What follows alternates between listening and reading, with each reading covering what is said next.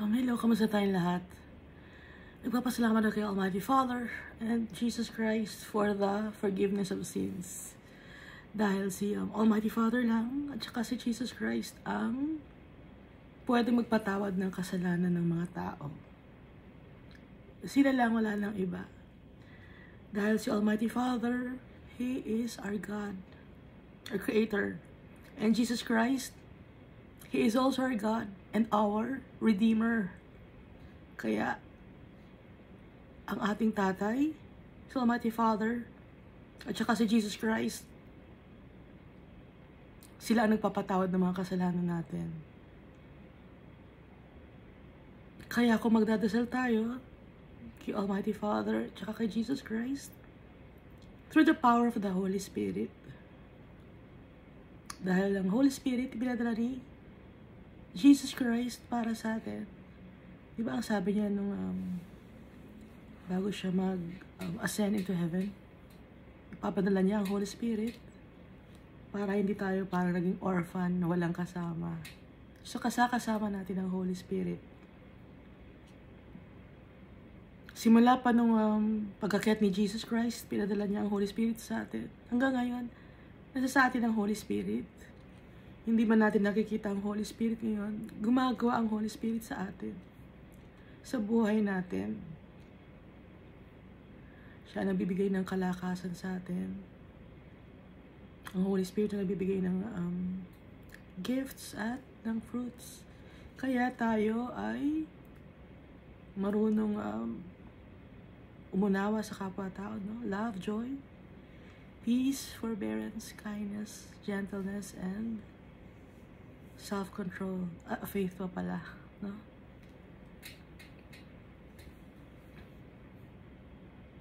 So, ang Holy Spirit gumagawa pa rin hanggang ngayon. So, dapat, ang isang congregation ninyo, kung kayo ay kinikilala ninyo ang sarili ninyo, nakasali sa isang church, ang Holy Spirit ang kasama. Hindi pwedeng wala ang Holy Spirit. Hindi pwedeng wala si Almighty Father. Hindi pwedeng wala si Jesus Christ.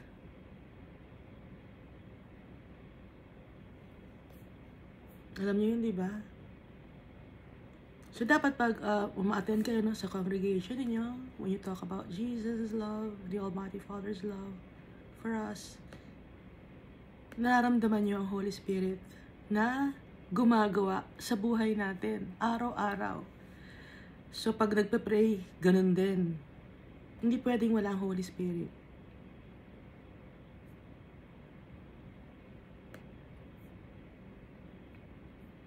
Last time na binasa natin was Isaiah chapter 34.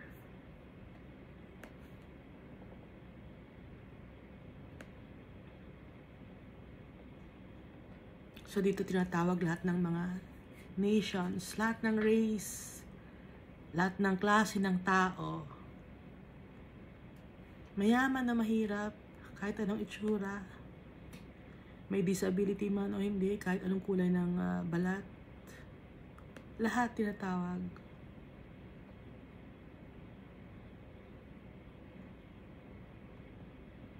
Ipinapaalam ni Almighty Father yung kanyang galit sa mga tao. Kasama na rin ang mga preachers, tinuturing ng mga elders, deacons, gano'n, priests, ministers, evangelists, no? Yung ba ang tawag ninyo sa sarili ninyo?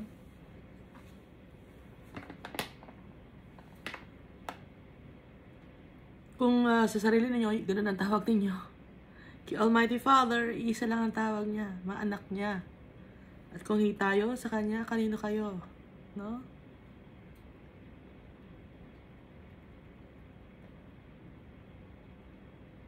So, hindi lahat ng mga preachers kay Almighty Father. Hindi lahat ng mga ministers kay Almighty Father. Dahil si Almighty Father nakatingin sa puso ng tao. Hindi sa title. Hindi sa kung anong pinag-aralan, nakatapos ng Bible School, Bible Scholar, nakagawa ng makakapal na libro ng patungkol kay Almighty Father. Hindi doon nakabase.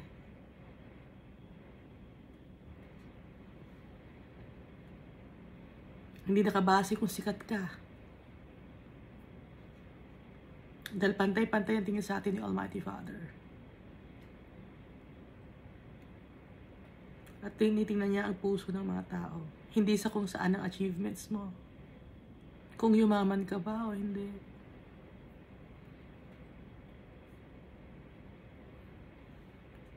Tumitingin si Almighty Father kung nakapag-ipon tayo ng riches in heaven.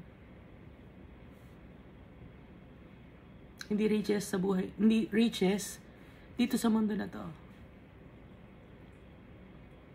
Dahil pag riches sa mundo na to, or ang kayamanan sa mundo na to, ang inipon ninyo, ang tingin ni Almighty Father ay tamad ang isang tao. Dahil nagpapakahirap sa mga bagay na walang kwenta. Temporary.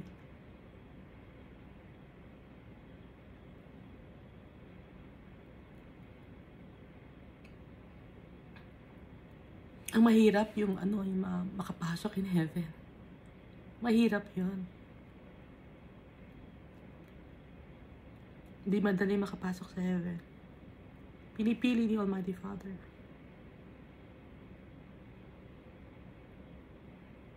So, isa sa mga guidelines, hindi dapat mayabang.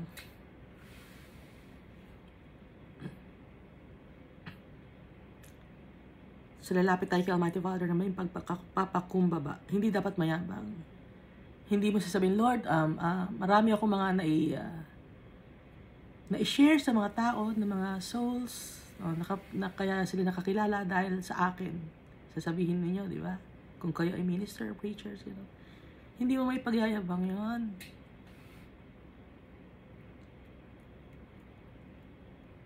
Dahil kaya ka nakapag-share sa mga tao, it's because of the Almighty Father. It's not your strength, no?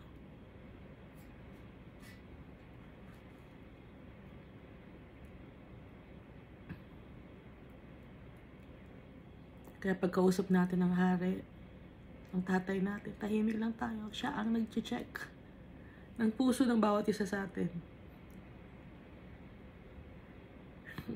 Hindi tayo makakaapela.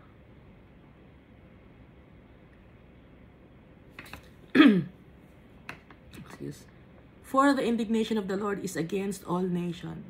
Lahat ng nation. Galit si Almighty Father. Yung galit niya.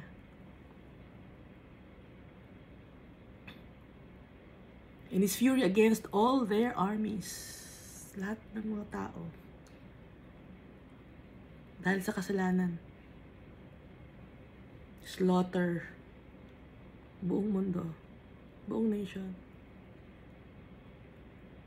At yung mga mangangamoy na mga death ng katawan ng tao. At maraming mga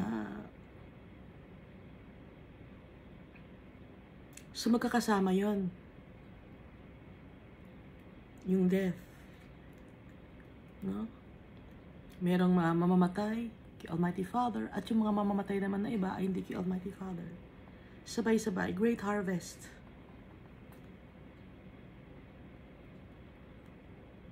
Sabay-sabay.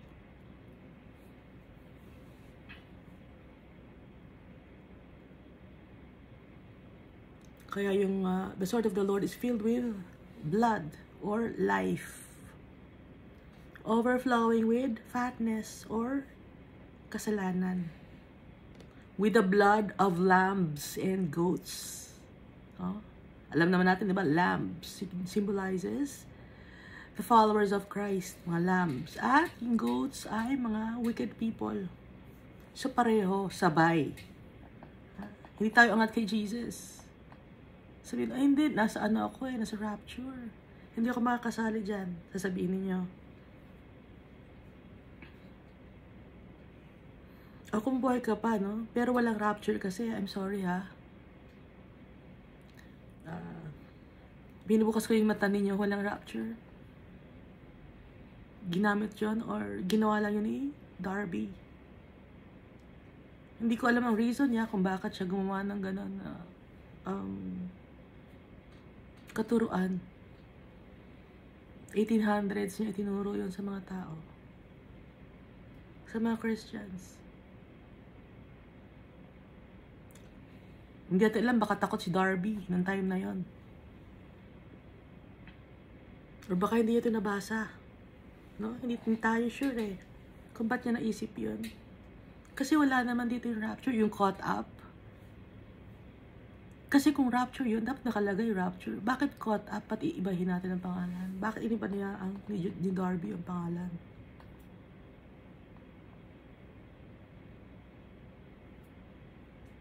Wala akong makita nakasali dito sa Old Testament. Kasi New Testament, yung sa Book of Revelation, yung pagdating ni Jesus Christ, nandun lahat, di ba? Meron yun na, na partner sa Old Testament, nakalagay. Naintindihan ninyo? Consistent, nasa Old Testament, nasa New Testament. Yung pagdating Jesus Christ, nasa Old Testament, nasa New Testament. Yung rapture, na turo ni Darby, wala naman sa Old Testament. Saan dito? Kasi kung talagang turo yun ni Almighty Father, nandito rin yun, sa Old Testament. Dahil lahat, binabalance ni Almighty Father, nandito sa Old Testament, ang Revelation, ito na nga, no? Binabanggit niya sa lahat ng mga apostles, at saka sa New Testament. Pero yung tungkol sa rapture, wala rito sa Old Testament. Gusto ko sana meron din, no? Para makaligtas kahit hindi ka makakaranas ng kamatayan. Yun yung concept ni Darby. Na ligtas ka na, hindi ka na mamamatay. Isa iglap lang, nandun ka na sa langit. Ngayon kung ganun ang mangyayari, so, mas angat pa ang mga tao kumpara kay Jesus, na si Jesus nakaranas ng kamatayan, nakaranas ng pain. So, angat pa ba ang mga tao kay Jesus? Sa mga Christians? Hindi. Hindi tayo angat kay Jesus.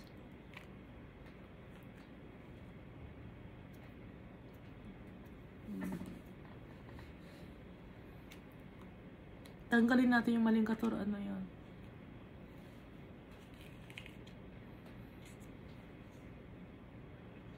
Hindi ko alam kung anong reason niya. Ni Darby kung bakit meron siyang ganun.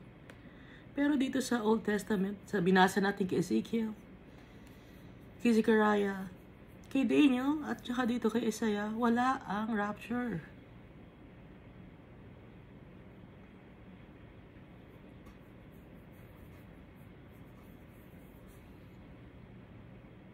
Kaya bakit mo ituturo sa mga tao yon? Kung wala naman sa Bible.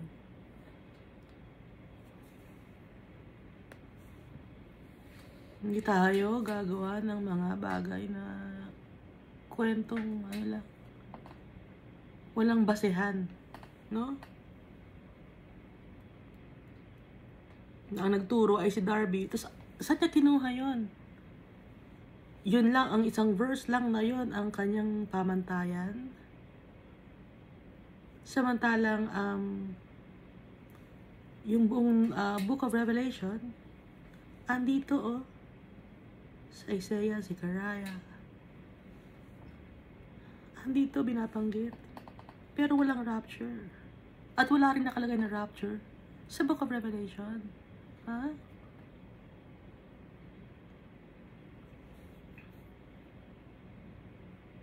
Sana nga meron.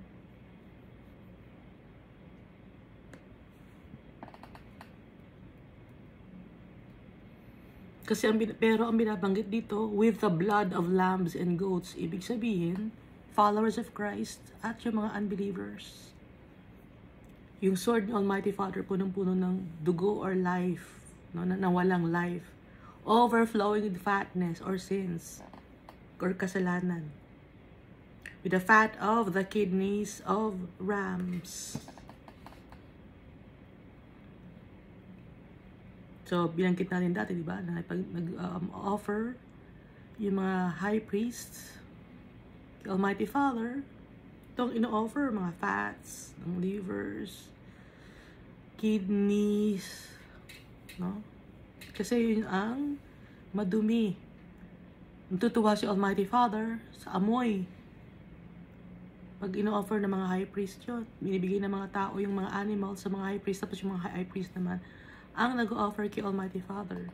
Ngayon, ang high priest natin, si Jesus Christ. In-offer niya ang kanyang sariling buhay.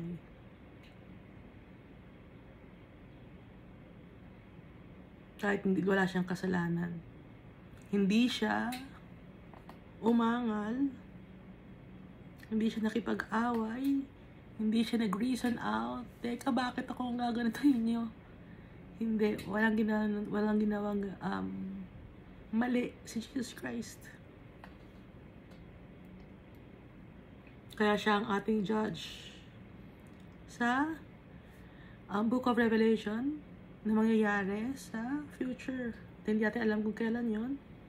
Pababain siya ulit ni Almighty Father dito sa mundo.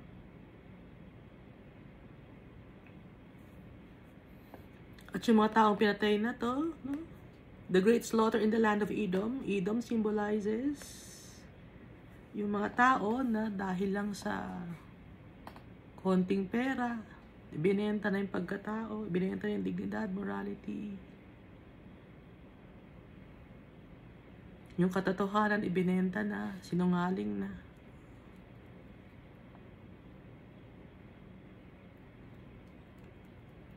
Pero yung mga followers ng Almighty Father, huwag mag-alala, huwag tayong matatakot. Although nakakatakot talaga, no? Ha? Nakakatakot talaga kasi we don't know what's beyond. Pero yung mga tao na nakaranas na ng mga near-death experience, hindi na sila natatakot. Alam na kasi nila eh.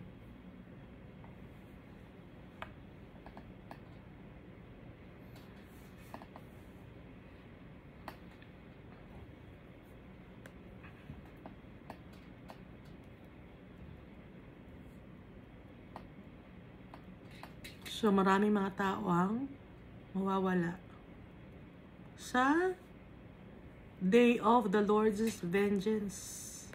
Ang i-avenge ni Almighty Father yung sarili niya. Dahil binabastos siya ng mga tao. Pati na rin ang i-avenge niya yung mga saints.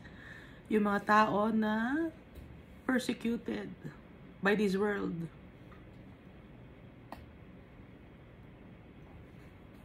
It's payment time, no? Reckoning.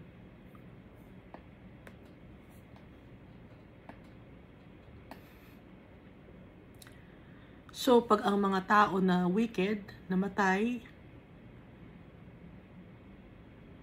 magta-transition agad sila.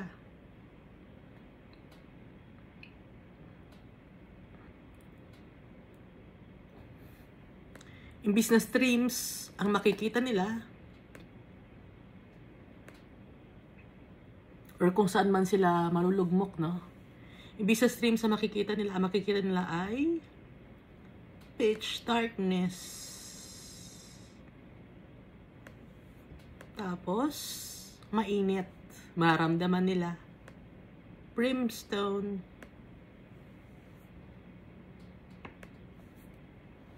At mabaho yun. Brimstone and sulfur is just the same. Yung sulfur, ano yun? Madami yun sa volcano. Kasi galing sa ilalim ng lupa yung sulfur eh. Na inilalabas ng volcano pag nag-erupt yung volcano. At saka burning pitch or malagkit, tar. Yun ang mararamdaman ng mga tao na wicked. Yung kaluluwa nila. May pakiramdam. Makakaramdam yung kaluluwa nila.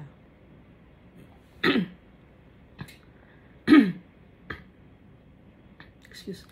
Ito ngayon yung second death kasi wala na silang hope and future.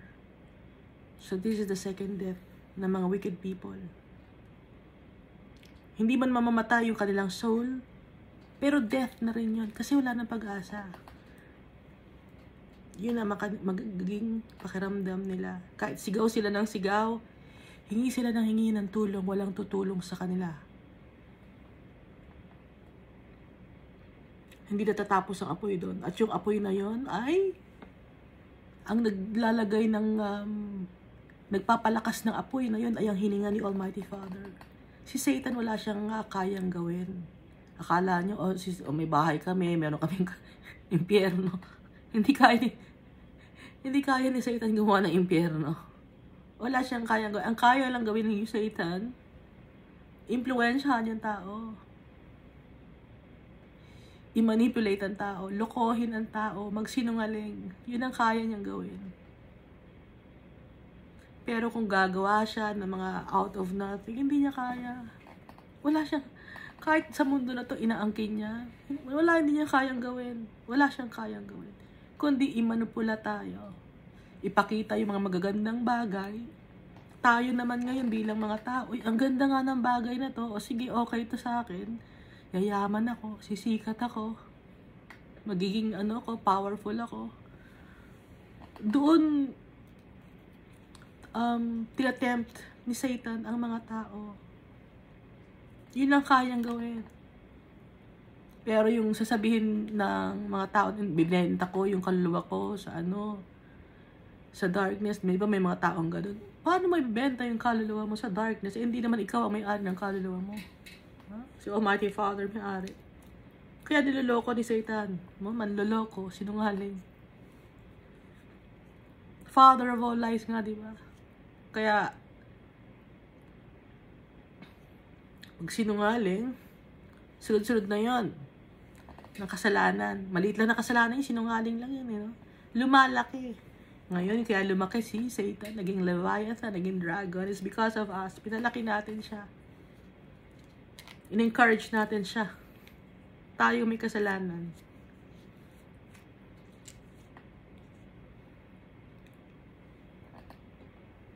Baka sabihin niya, si Eva may kasalanan kasi siya ang unang babae na O sige, sabihin natin hindi nagkasala si Eva. Kung kayo ngayon ang itetempt ni Satan, ano ang gagawin ninyo?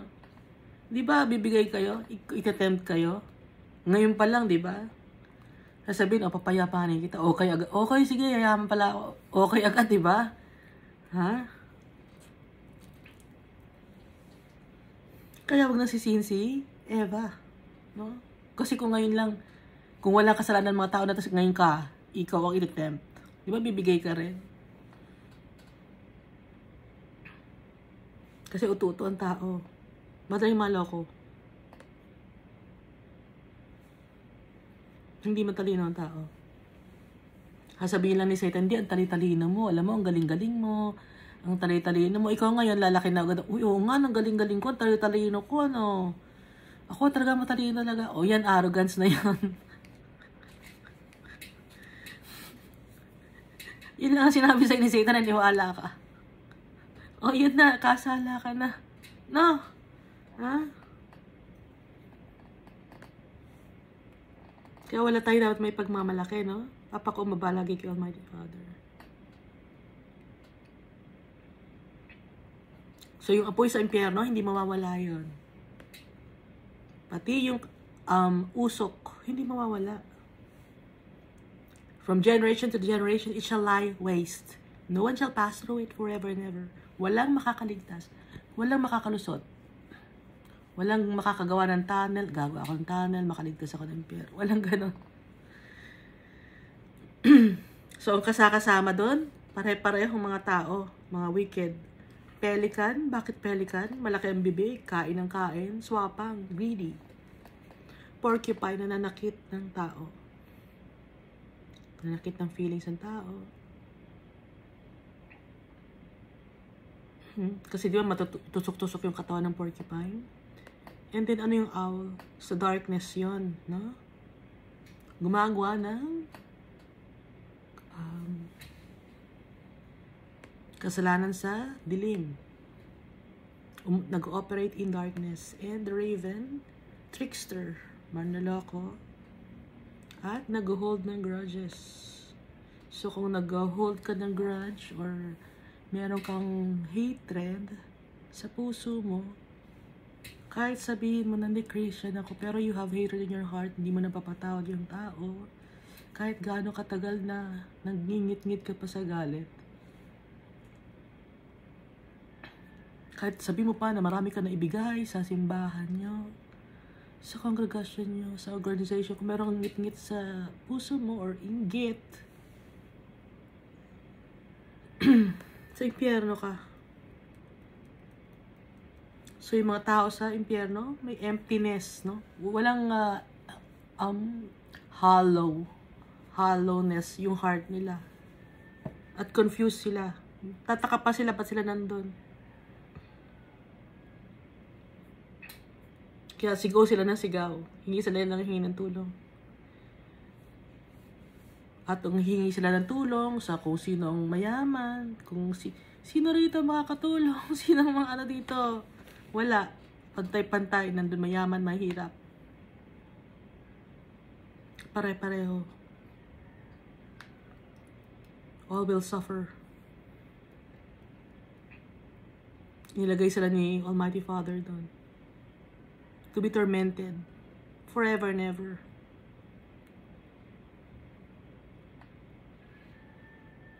At may harang yun. No? May nettles and brambles. At doon din nakalagay yung mga jackals, mga hayop, mga beast, ugaling hayop. Itong mga jackals, no, mga ano to yung taga-udyok ng kasamaan. Sige, gawin mo yan, oo, tama yan. Pero wala ako dyan, ha. Ikaw lang yan. Pero alam niya na ginagawa, alam ng isang tao na nagmagawa ka ng kasalanan. Pero kunyari, hindi, wala ako dyan, wala ako alam dyan. Kung hindi mo sinasabi ang kasalanan ng isang tao, tapos sabi mo wala akong kasalanan, pero alam mong merong ginagawang kalokohan, kasali ka rin doon. Ostriches, ano yung mga ostrich? Prideful. Mayabang, nagbibigay ng mga negative feedback. Sit-sit. Ano yung naninit-sit? Yung susul-sul.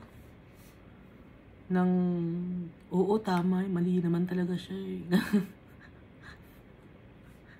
Yung mga ganun, chismis, alam mo yan, ano pa yun, kunyari pa yun eh. Ay, mga chismosa, ganun, ayan, ostriches. Mga wild goat, tsaka Lilith, night creature. Nandun lahat-lahat, pati mga ahas, arrow, snake, traitors, betrayers, slanderers, halo-halo, hawk, ruthless, cruel people. Everyone with her mate. Alam yung bispe ng mate? Mga magkakamag-anak, magkakaibigan, housemate, ganun. Kasi yung kasalanan, magkakasama yan, o dire-diretso yan, no? Magkakadugtong.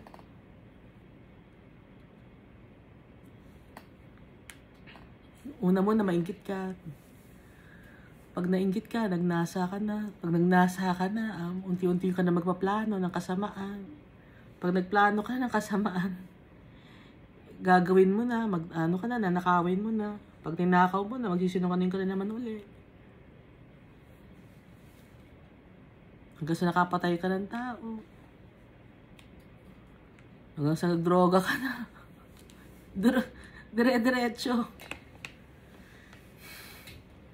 Hanggang saging mayabang ka na, nung mayabang ka na at nagpayaman ka na dahil sa mga ninakaw mo, dumami naman ang asawa mo, o adultery, fornication, o binangbayad ka naman ng mga tao, pati yung government, binayaran mo na, wala na, lahat na, nasa iyo na lahat, ikaw na, dire-diretso ang kasalanan.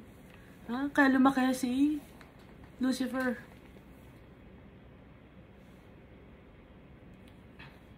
Paano mawawala yung cycle ng kasalanan na yun? I-offer natin lahat kay Almighty Father. Dahil wala naman tayo may offer kay Almighty Father, dahil Kanya itong katawan natin. Kanya yung kaluluwa natin. Anong may offer natin? Anong meron tayo na wala si Almighty Father? Kasalanan. Almighty Father, ito ang kasalanan ko. Patawarin mo ko. In-offer ko sa iyo ito. Ito lang ang meron ako. Patawarin mo ko.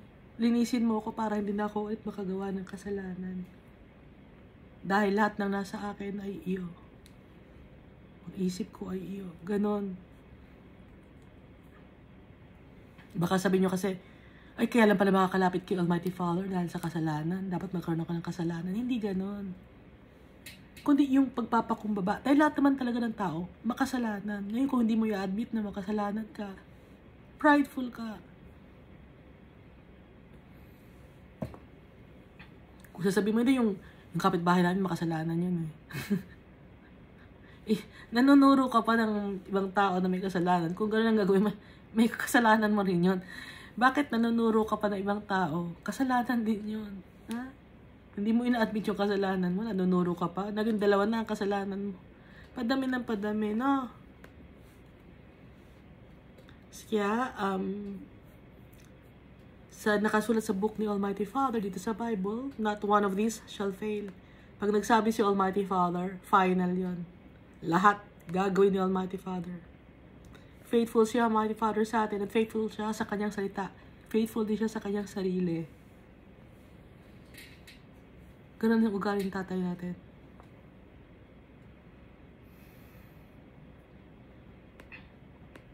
Kaya pag sinabi ni Almighty Father na lahat na nandun, not one shall lack her mate, lahat ng kasalanan nandun lahat.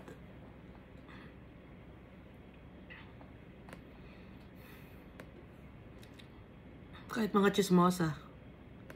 Hindi, mahirap lang kami, kaya nag-chismis lang kami. Chismis na lang ang pahinga namin, doon lang kami sumasaya. Hindi, kahit chismosa nandun sa sa impyerno. Paninirang puri. For my mouth has commanded it, and His Spirit has gathered them. Inipon-ipon ni Almighty Father. Sa impyerno nakaipon. Lumaki ang Sheol, pinalaki ni Almighty Father. Dahil hindi magkasya ang mga tao. Kaya lumaki. Na dapat sana kay Satan lang yan, kay Lucifer lang yan eh.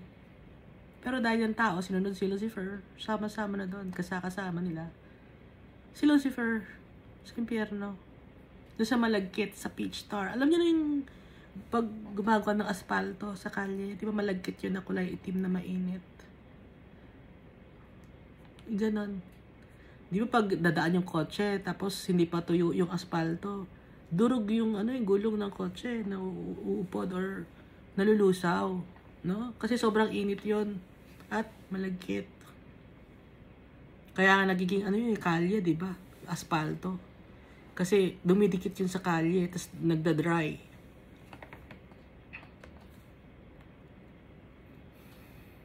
And His hand is divided among them with a measuring line. So merong batayan si Almighty Father.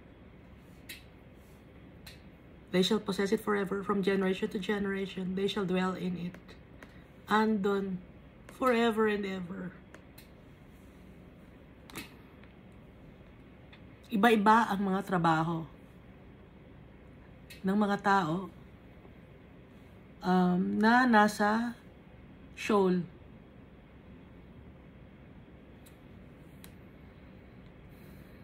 Kahit iba-iba ang trabaho ng mga tao na nasa Sheol, mayaman na mahirap, kahit iba-iba ang itsura.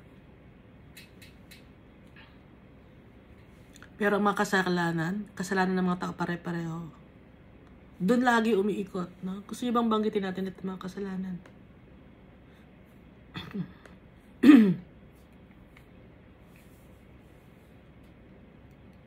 Evil thoughts, theft, murder, adultery, fornication, homosexuality, manner of sex with men, fury, greediness, covetousness, wickedness, deceit, sensuality, envy, slander, pride, foolishness, impurity, idolatry, sorcery, enmity, strife, jealousy, fits of anger, rivalries, dissensions. Yung mga nag-rally, yung nag-uprise against government. Andun, lovers of money, lovers of self, proud, conceited, abusive, disobedient to parents, ungrateful, unholy, heartless, without self-control, brutal, not loving good, reckless, swollen with conceit, lovers of pleasure rather than lovers of God, having the appearance of godliness but denying its power.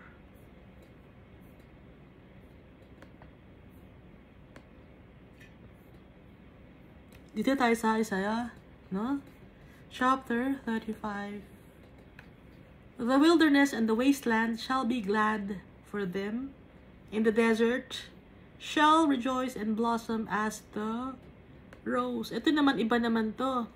Kung yung kanina, yung kahapon, yung Isaiah chapter 34, yun yung transition ng mga wicked people na galing sa mundo tapos napunta sa impyerno. Ito naman, transition naman ng wicked people, ng people na namatay sa harvest time at napunta sa heaven.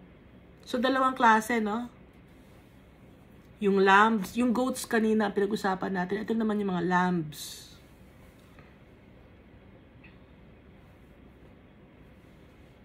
So, kung yung mga goats, yung transition nila, napaka gory, bleak, horrendous, no? Horrifying. Dahil sa merong darkness and merong sulfur at saka may tar. Tapos mainit, madumi, malagkit, masikip, madilim. Dito naman, sa Isaiah 35, yung transition naman ng mga followers of Christ from body, na nawala na yung kanilang mga body, soul na ang natira, no? The wilderness and the wasteland shall be glad for them. Yung mga wilderness, ano ba yung wilderness? Galing sa word na wild, no?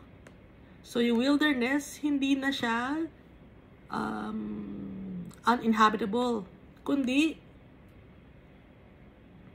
magiging ano na siya, fruitful na, bountiful na. And the wasteland, or yung wasteland na para mga marsh or moor or swamp, mga remote areas, magiging matutuwa na. In the desert, or Araba, shall rejoice and blossom as the rose. Flourish, magbo-bloom, magpo-prosper. It shall blossom abundantly and rejoice. Ang lugar, no? Bakit? Mag-rejoice ang lugar. Even with joy and singing. Yung doon sa kanina, sa Isaiah 34, mga iyakan yun eh. A wailing ng mga tao. Ng mga souls ng mga tao. Dito naman, joy and singing naman. It's celebration. The glory of Lebanon shall be given to it. Ibabalik ngayon sa Lebanon yung glory.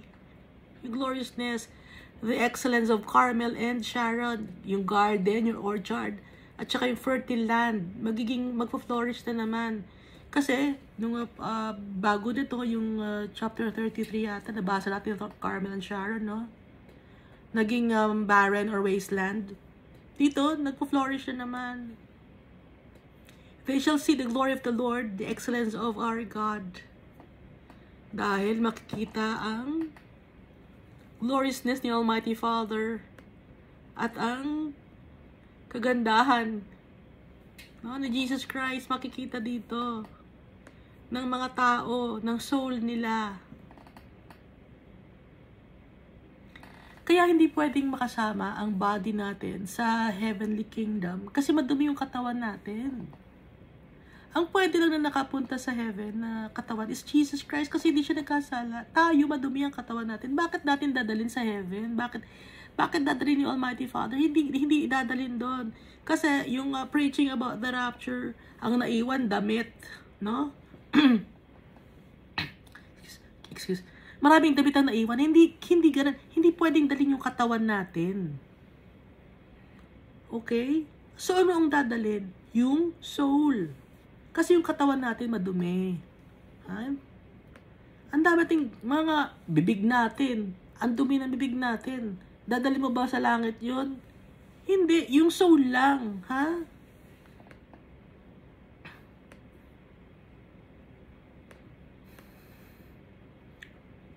Hindi pwedeng madala yung mga kadumihan sa heaven. Walang madumi nakakapasok doon.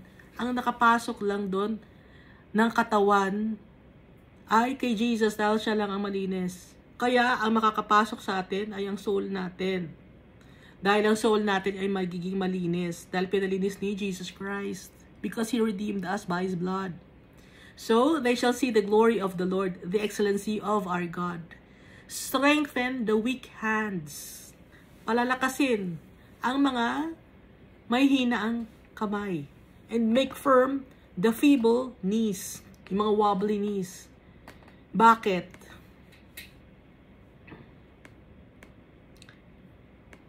Kaya nga, wala nga physical body, hindi pwede madala sa heaven. Kasi, strengthen the weak hands. Kumpleto pa rin tayo, no?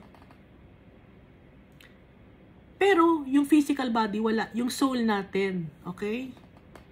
Kaya, magiging strengthen siya. Lalakas siya. Ito sa Joel 3:10.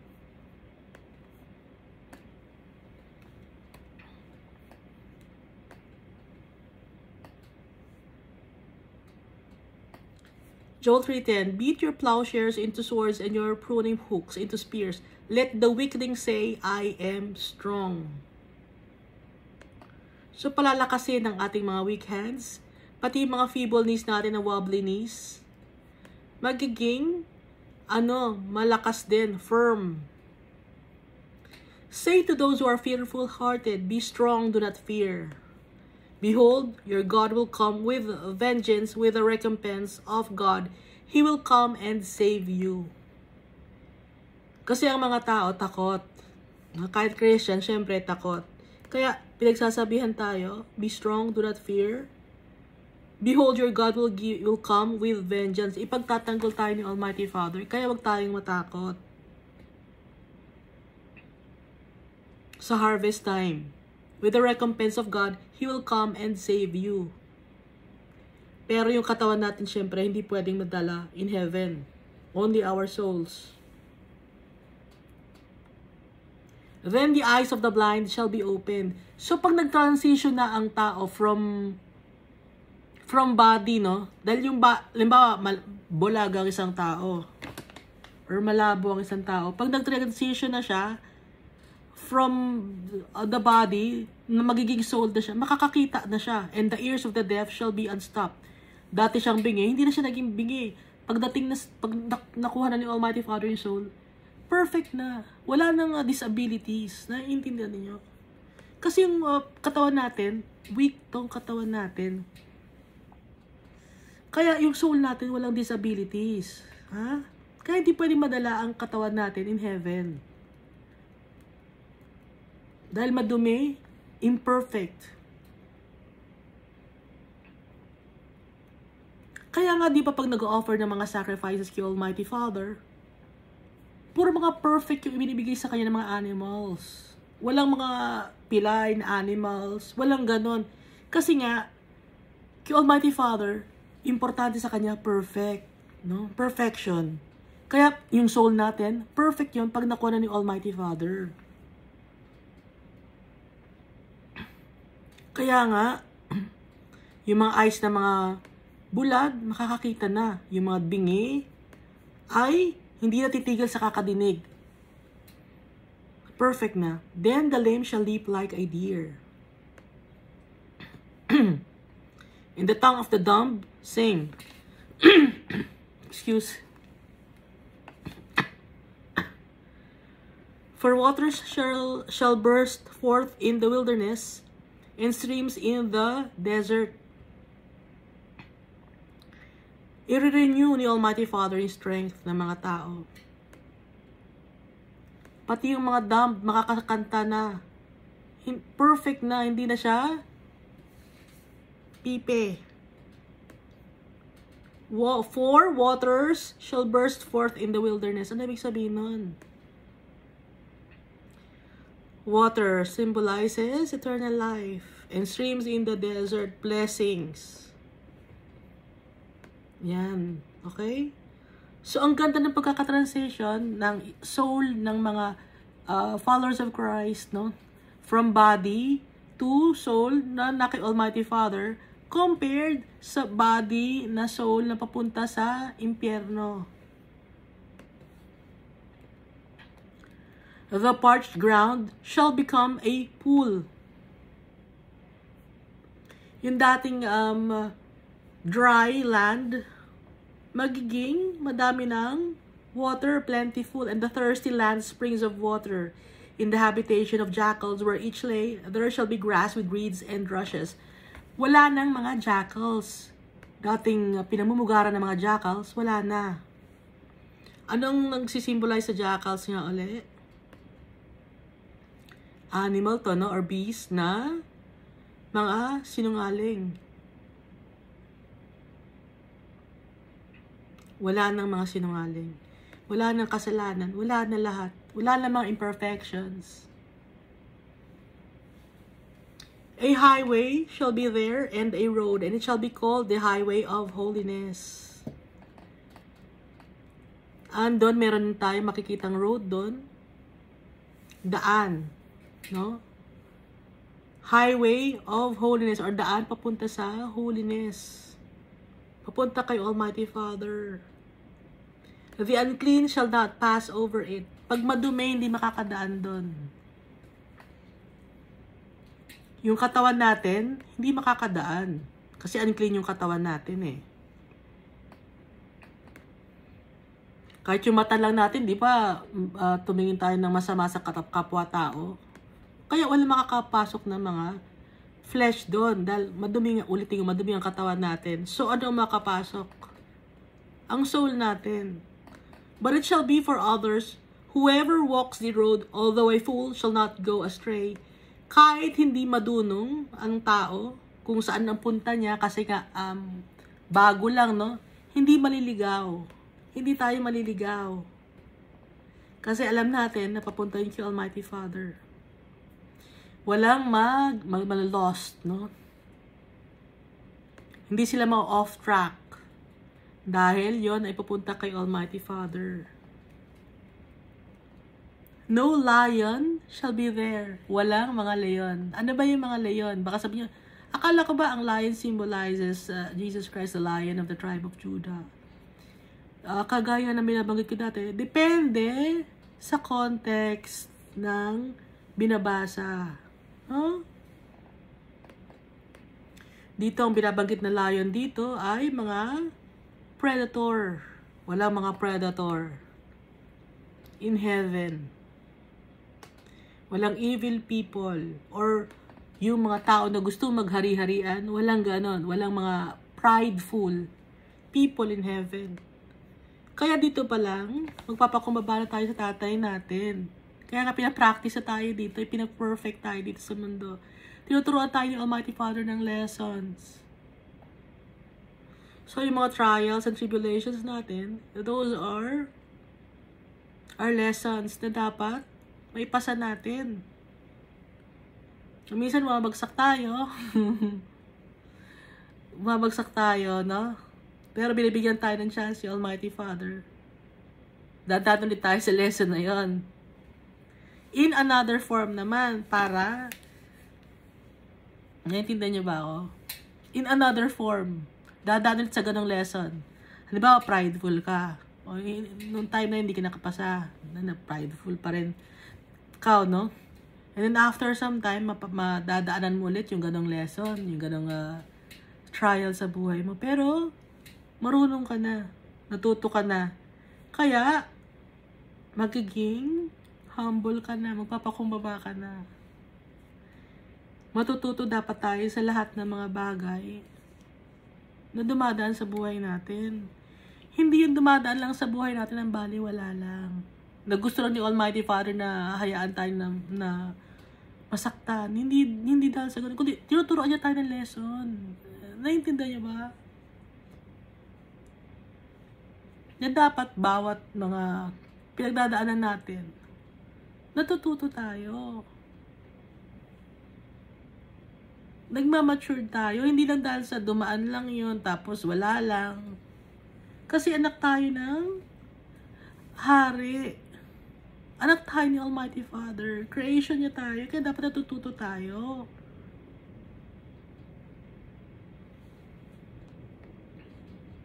Nagmamature tayo as followers of Christ.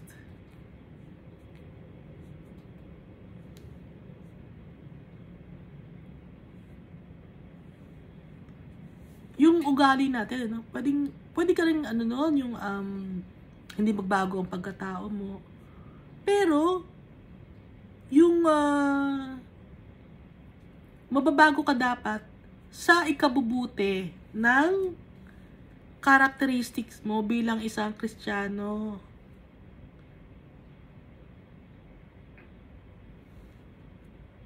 Example, halimbawa, isip bata ka, ganun.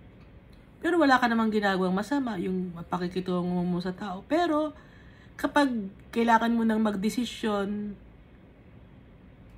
dapat, alam mo na, matured ka na. Kasi, dumaan ka na sa mga tests. Hindi mo na ulit-ulitin dati mong kasalanan. Ulit-ulit na naman, paulit-ulit. Hindi ka na, pag ganun paulit-ulit, sabihin niya, wala na pag-asa ng tong anak kong to. O, doon na siya sa impyerno talaga. Gusto niya ba yung ganon? Hindi tayo natututo. Kaya nga dito pa lang tinuturoan na tayo eh. Dahil sa heaven, hindi pwedeng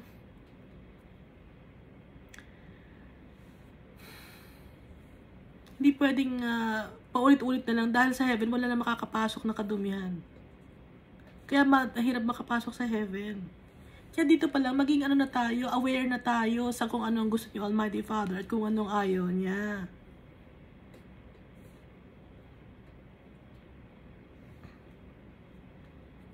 Kaya nga kasama natin ng Holy Spirit. Para bigyan tayo ng mga fruits. Kaya nga may faith, diba? May pananampalataya tayo. Tapos pag dumami at may pananampalataya ka, natuto ko na magmahal sa kapwa-tao mo. Dating hindi ka nagmamahal sa kapwa-tao mo. Tapos marunong ka na rin yung maging kind sa mga tao mo, maging gentle ka. Tapos kung naging gentle ka, naging ka na, forbearance, nagkaroon ka na ng self-control, lahat na. No? Dapat natututo tayo. O, dating chismosa ka, dapat hindi ka na chismosa ngayon. Marunong ka na mag-self-control.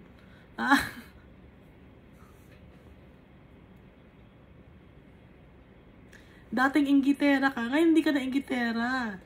Kind ka na sa mga tao. Gentle ka na.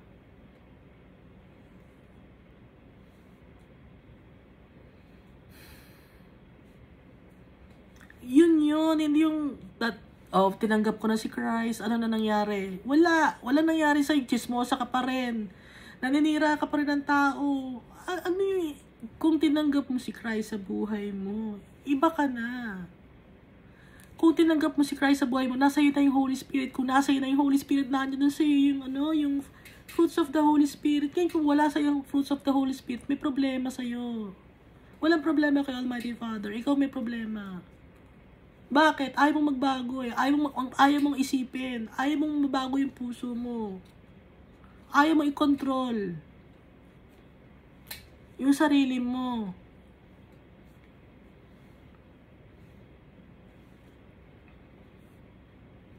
Dapat pag alam mo na, ay, magkakasala ako, ayoko Lord, gusto ko ikaw lang. Faithfulness.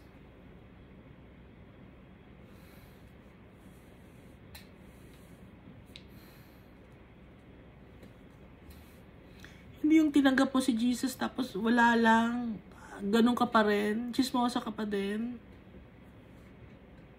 sinungaling ka pa rin. Baliwala yung ginawa mo. Gusto mo pa rin namang material things? Hindi nakafocus ang isip mo kay Almighty Father. Ano ang ginawa mo? Tinanggap mo si Jesus? Kasi kung tatanggapin mo si Jesus sa heart mo, na ina-allow mo siya to work in your life,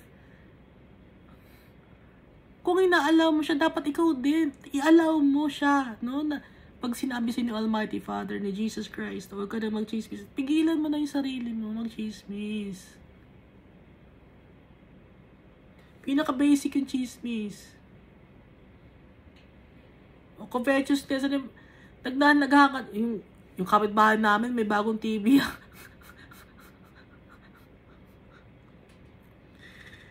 Nainggit ka? Ba't ka maingit? TV lang yun ah. Hindi ko alam ba't may mga ganun tao. Inggit, bakit? Hindi ko maintindihan. O nagkakasala ka na nun pag hinahangat mo yung pag nag-iinggit ka sa kapwa-tao mo. Kahit hindi mo sabihin sa ibang tao na nainggit ka sa isip. Kakainis naman, may bago silang TV.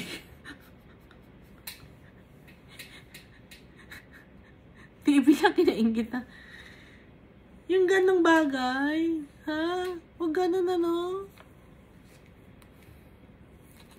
O kaya yung yumaman sila.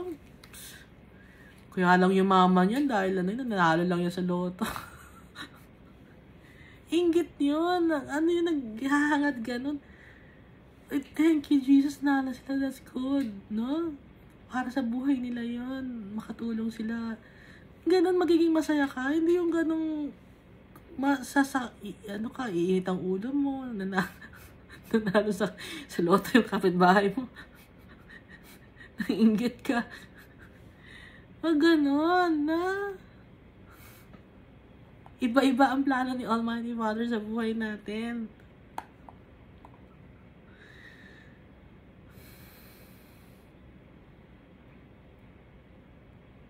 Kahit mayaman, gano'n din, naiinggit din. Alam niyo ba yun? Ito mayaman, inggitero din.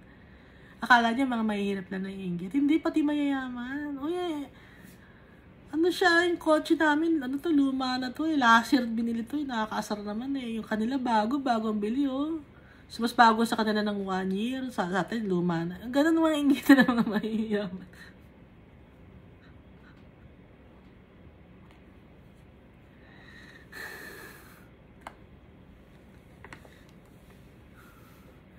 Hindi lang mahihirap ang mga nagkakainggitan, mayayaman din. Hindi lang mga mahihirap ang mga nagchichismisan, mga mayayaman din. Pare-pareho ang tao.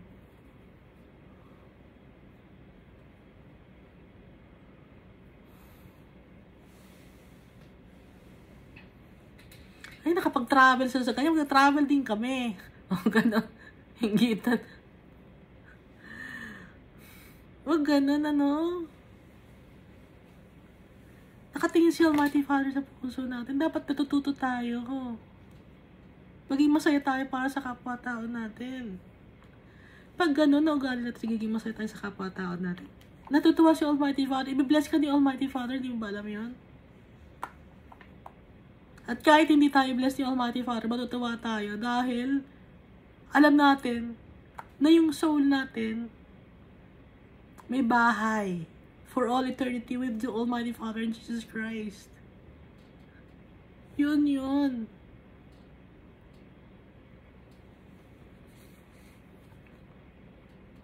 O kaya pag nainggit ka, ano ba mga kinainggitan pa ng mga tao? Kunyari bahay. Ay, may bahay sila na bago. Ang ganda ng bahay nila, no? Pero ikaw tahimik ka lang. Ang isipin mo, Lord, may bago silang bahay. Pero ako, Lord, yung bahay ko sa'yo. Tutuwa ako para sa kanila may bago silang bahay. Pero ako, Lord, gusto ko yung bahay ko sa'yo, kasama kita. Ganon.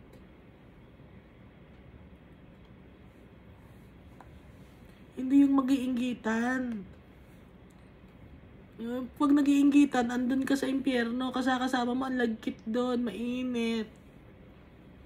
Sigawan kayo doon. Kahit gano'n lang kasalanan mo, napunta ka na impyerno dahil sa inggit. O, gusto mo ba noon?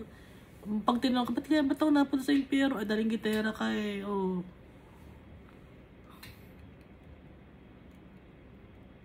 Eh, ba't ako napunta sa impyerno? Chismis po yung kapitbahay mo. Napunta sa impyerno. Slanderer yun. Yan napunta sa impyerno. Slanderer, no? Huwag ganun, ha?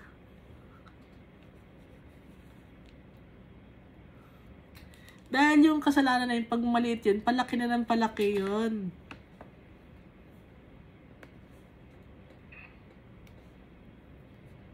Kaya sa heaven, kay Almighty Father, walang mga kasalanan. Kaya yung katawan natin, hindi natin madadala yun. Kaya yung rapture na nakikita nyo sa TV, natin naiwan yung mga damit. Hindi. Ba't damit ang may iwan? Walang katawan na mapupunta in heaven. Madumi ang katawan ng tao. Gawa to sa alikabok. No. Madumi. Hindi pwede sa langit yung kadumihan ng mga katawan natin.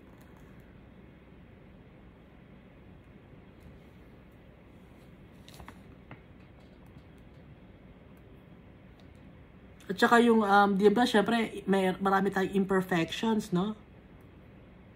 So, pagdating sa langit, lalabas ngayon. Di ba, wala kang kamay or paa. Biglang may lumabas na kamay at paa sa katawan mo, extremities. Hindi ganon. Kasi nga, soul natin, kaya nga magkakaroon na ng eternal life eh. Ha? Kaya hindi ko alam kay Darby kung ba't ganon ang gawa niya. Kaya nga dito, di ba, perfect na yung mga tao, yung mga bulag, mga pipe, mga bingi. Oh, naging perfect na. Nakakita na sila ng maliwanag. Kasi yung soul nga, soul ng tao. Hindi physical. Naiwan na yung physical sa lupa. Naiwan na sa kasama ng mga, sa ground. Sa pavement, nandun na. Kaya nga sabi ni Almighty Father, huwag kayong matatakot. Kaya nga nakalagay huwag kayong matatakot. Be strong.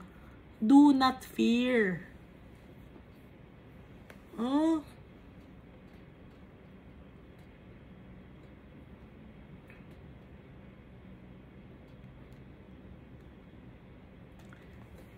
No lion shall be there, nor shall any ravenous beast go up on it. It shall not be found there, but the redeemed shall walk there. Redeemed. Ano ba yung redeemed? Retrieved, no? Recovered. Reclaimed. Regained. Bakit redeemed? Kasi galing tayo kay Almighty Father. Perfect tayo dati dahil sa kasalanan. Pumangit tayo. Ngayon, binili tayo uli. Na-redeem na tayo. Alam niyo ba yon? Redeem? Ha? Kinuha na tayo uli. Binili na tayo ng dugo ni Jesus. Kahit pag-aari tayo ni Almighty Father, no? Binili ulit tayo ni Almighty Father. Kinuha niya ulit tayo. Dahil Kanya talaga tayo. Kaya nga, redeemed eh.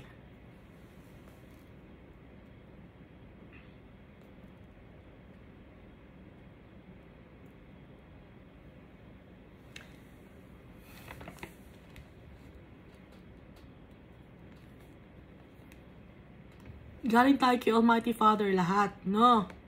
There's a verse that, and the ransomed of the Lord shall return. Babalik tayo sa Kanya. Kaya nga, ransom no? Ibig sabihin, galing na tayo sa Kanya dati. Nawala tayo sa Kanya. Ngayon, kailangan tayong i-ransom naman. Di ba pag may mga kinikidnap, o kinuha ng kidnapper, kailangan may bayad para makuha uli. Dahil ang totoo, Kanya talaga yon. Kaya, ransom. Okay? Naintindihan na? Redeemed, ransom. Pag may kinidnap, kailangan i-ransom. Dahil hindi naman Kanya yun, yung kinidnap niya eh. Kaya nga, hindi ko ito bibigay sa inyo, hanggat yun binabalik yung pera, binibigyan ng pera. Ganon. No. Ni-ransom tayo dahil dati tayong nandun sa kasalanan, lumayo tayo kay Almighty Father. Nandun tayo nakapreso sa kasalanan.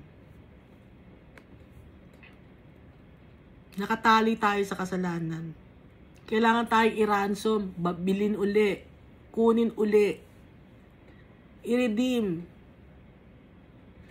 Dahil hindi talaga tayo sa kasalanan. Kay Almighty Father talaga tayo. Kaya tayo ngayon, and the ransom of the Lord shall return. Babalik tayo sa tatay natin. Dahil binili tayo ng dugo ni Jesus Christ.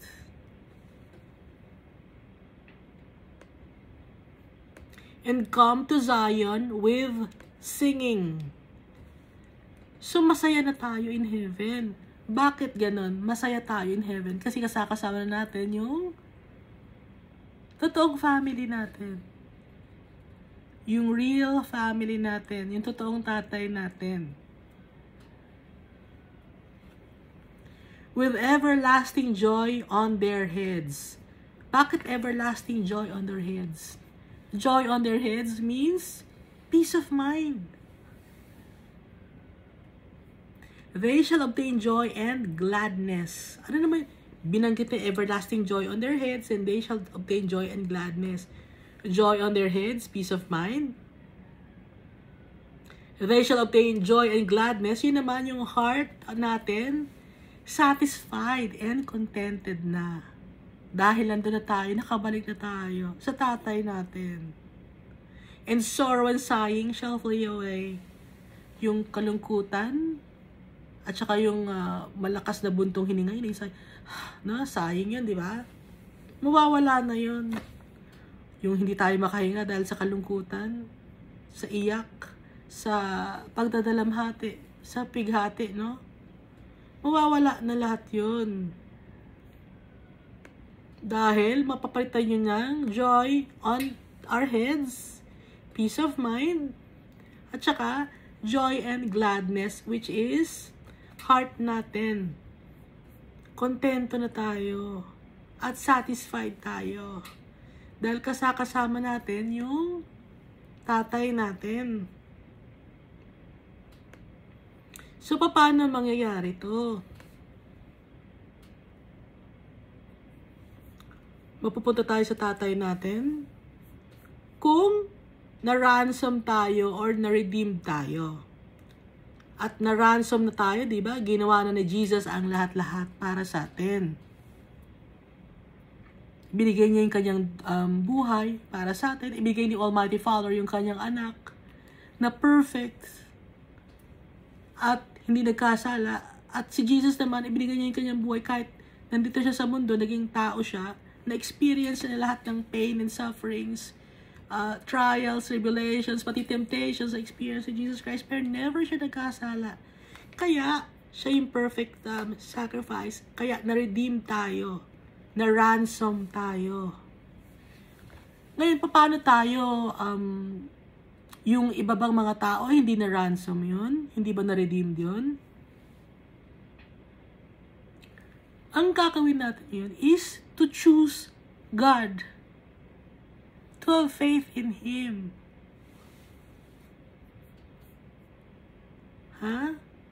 To have faith in Him. Yung mga wicked people, hindi nagtiwala kay Almighty Father.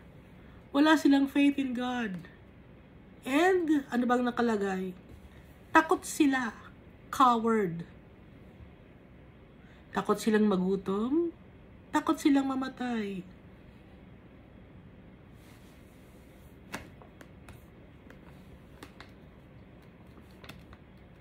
Takot silang hindi makiayon sa mundo na to.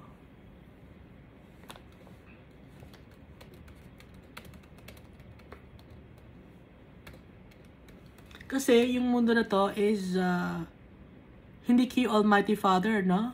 Sa ngayon, hindi kay Almighty Father. Maraming mga persecutions na pinagdadaanan ang mga followers of Christ. Ngayon, kung takot ka, hindi mo susundin si Almighty Father, susundin mo yung mga tao dito sa mundo, mapupunta sa impyerno. Kung susundin mo yung sarili mo. No? Kasi, ang utos ni Jesus Christ, deny yourself. Take up your cross and Follow me. Basahin natin, no? Revelation chapter 21, verses 6 up to 7, or 8, sorry, 6 to 8. He said to me, it is done. I am the Alpha and the Omega, the beginning and the end. To the thirsty, I will give water without cost from the spring of the water of life. Walang bayad. Ibibigay ko ang water na walang bayad from the spring of water of life. Sabi ni Jesus. Dito sa New King James Version, kasi yung NIV to eh. Dito sa New King James Version,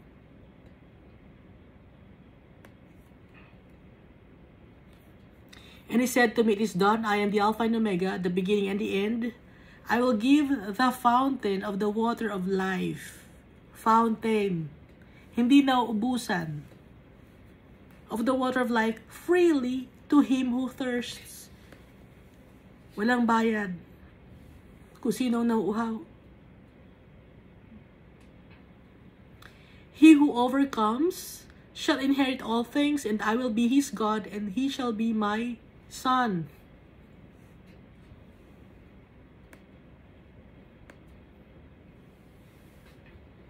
Sabi ni Almighty Father.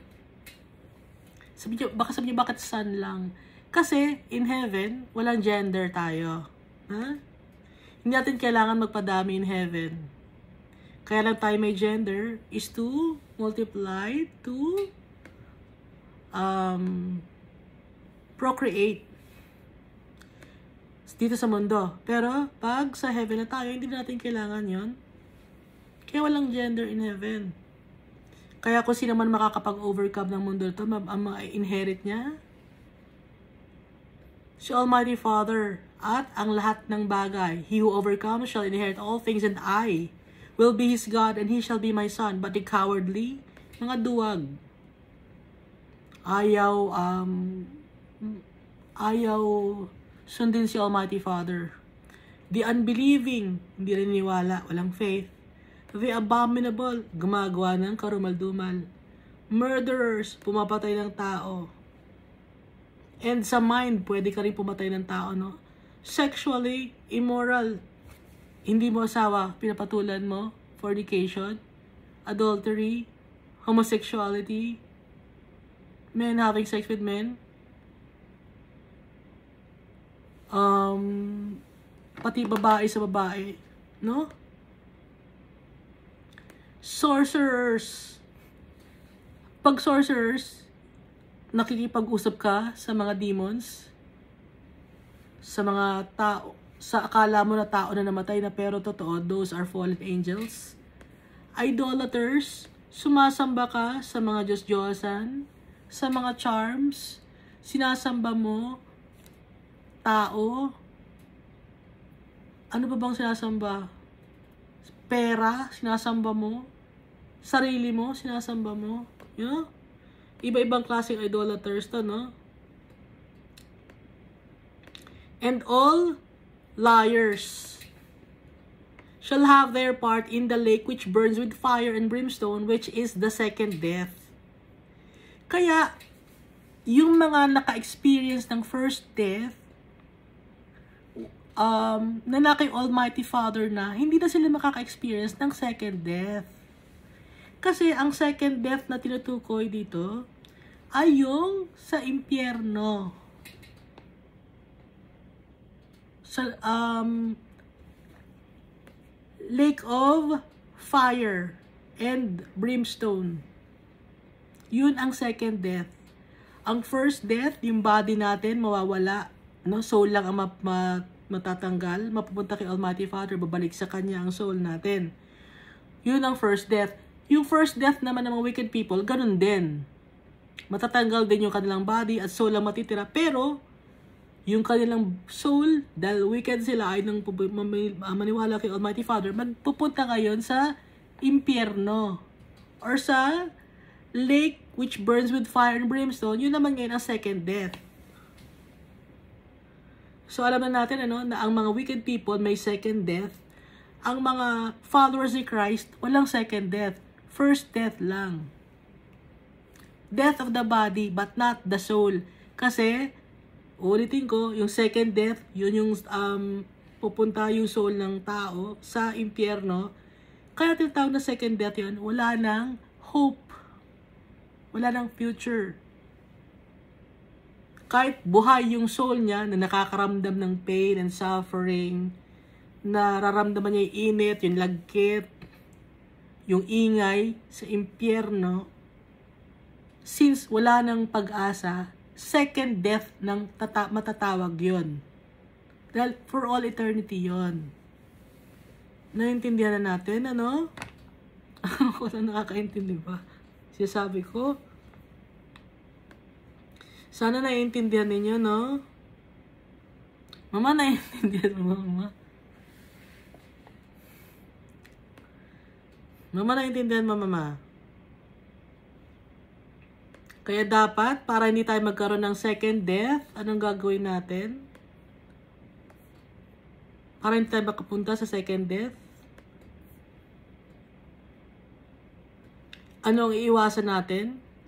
Hindi tayo duwag. Mga duwag, napupunta ulitin ko, duwag. Ayaw maniwala. Mga abominable. Kasama na rin sa mga abominable, no? Or yung mga karumal-dumal, yung chismis.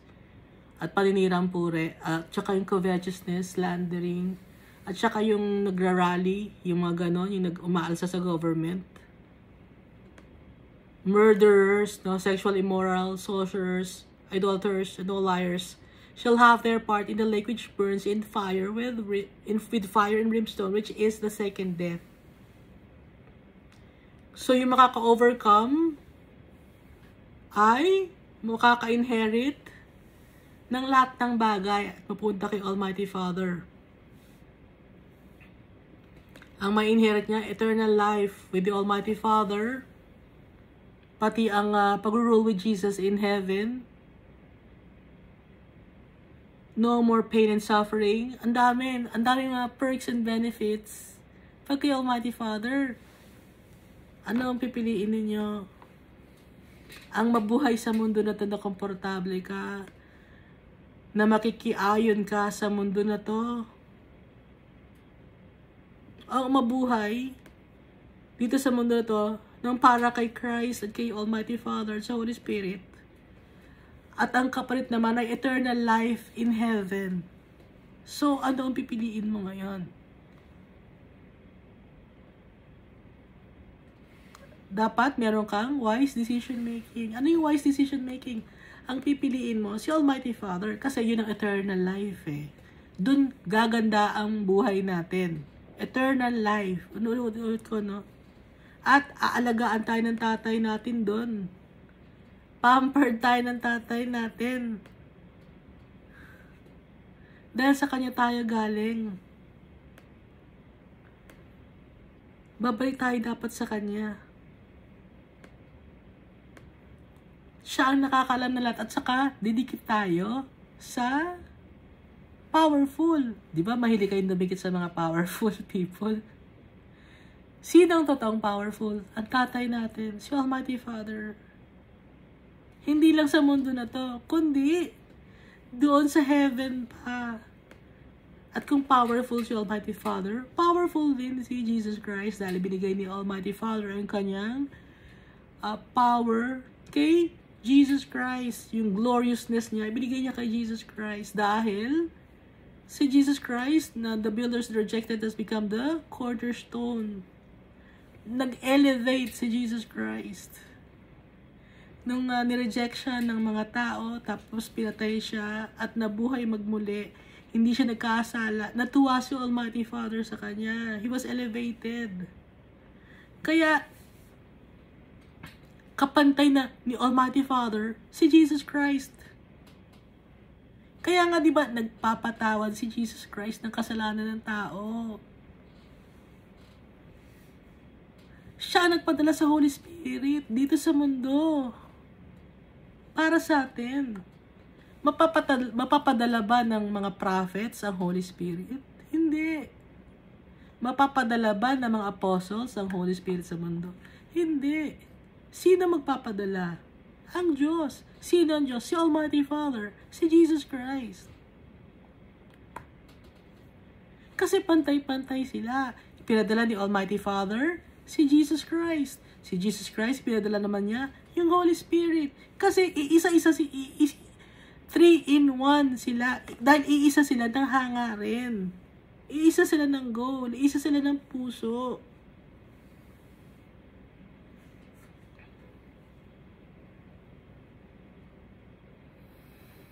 Naiintindihan natin? Kaya lagi ang pipiliin natin, yung tatay natin, si Jesus Christ at Holy Spirit. Doon nakafocus tayo. Hindi tayo focus sa kapitbahay natin, sa mga bagay na nasa paligid natin.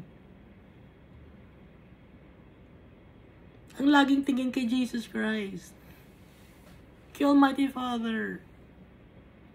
Pag magpipray tayo, Almighty Father, sa pangalan po ni Jesus Christ.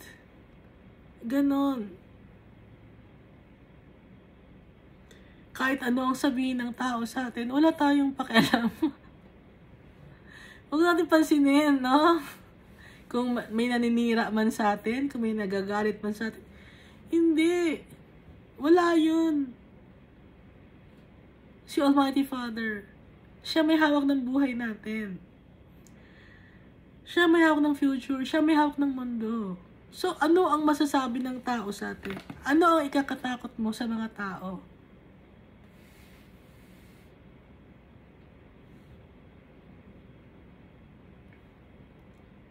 Matatakot ka sa tao kung sabihin ng tao sa'yo? Ng kapitbahay mo? Ng mga kamag-anak mo? Wala kang magmatatakot. Matakot tayo kay Almighty Father, kay Jesus Christ. Kung anong, nakita naman ninyo kung anong kayang gawin ni Almighty Father. Binasa natin, di ba?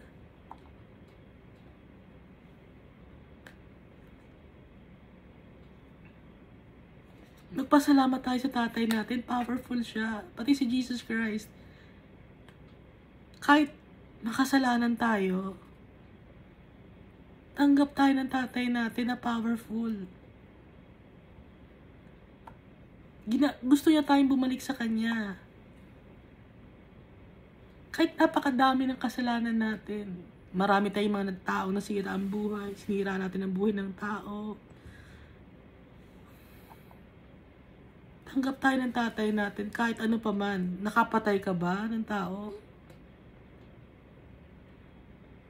Kahit nasa kulungan ka, makakahingi ka ng tawad kay Almighty Father.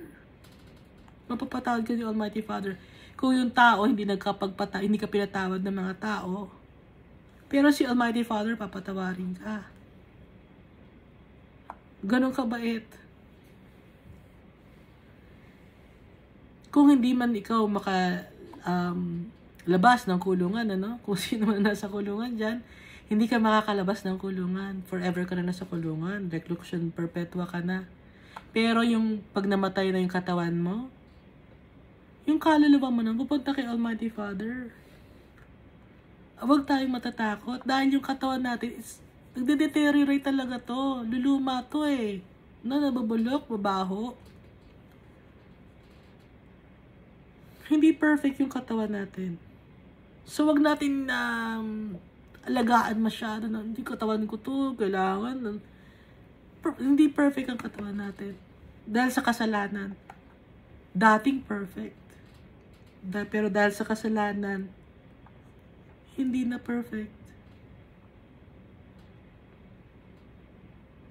Ang masisave ngayon, yung kaluluwa natin.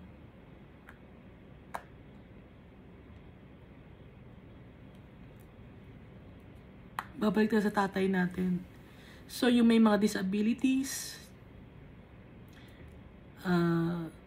ngongo ka, no? Kung ngongo ka, makakadiretso ka na magsalita. Kung pipi ka, makakasalita ka na.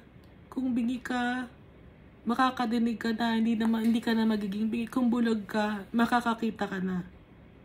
Dahil yung katawan natin na imperfect, iiwan na natin dito sa mundo.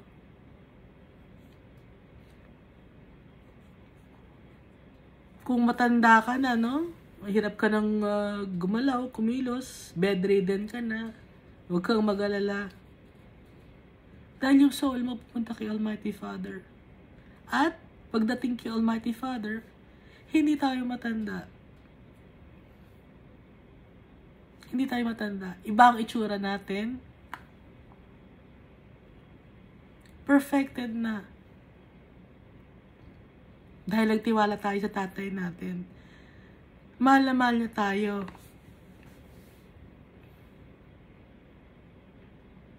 At hindi niya tayo pababayaan.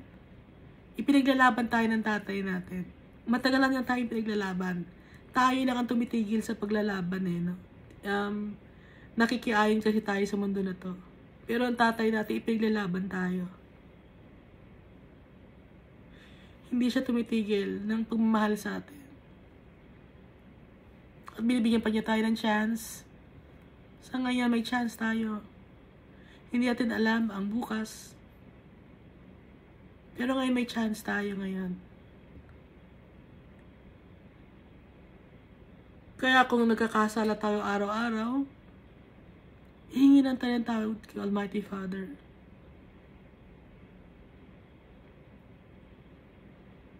Alam ni Almighty Father yung puso natin. Kung totoo tayo sa Kanya o hindi. Alam niya kung sinong Kanya. Kasi ang tao magaling magbaskara yan eh. Ang tao magaling magpanggap. May mga tao nag-share ng Word of God, pero hindi talaga siya kay Almighty Father. Iba yung puso niya. May mga ganong klaseng tao.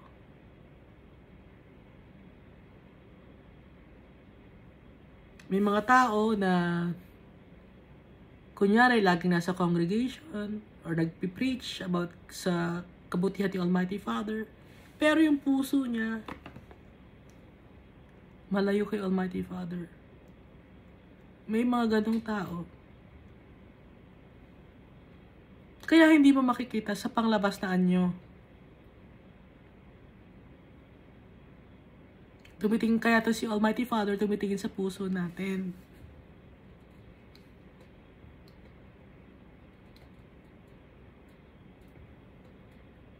Bumalik na tayo sa tatay natin. Matagal na niya tayo inaantay.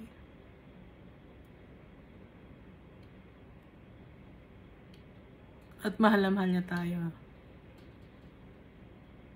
Marami siyang ibibigay sa atin na mga blessings. Hindi yung blessings ng mundo na to na nabubulok, no? na ginagawa ni Satan na pang-akit sa atin.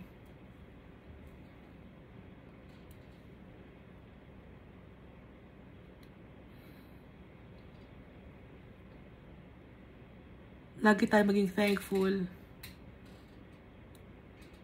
And always pray. Para lagi tayo may strength. And also, read the Bible. You read the Bible on your own, please. No? Ask the guidance of the Holy Spirit. Ask the guidance of the Holy Spirit when you read the Bible. Yung wholeheartedly humble ourselves before God. Lord, I want to understand your words. Please, Lord God, I'm humbling myself before you. I want to know you. I want to know your words.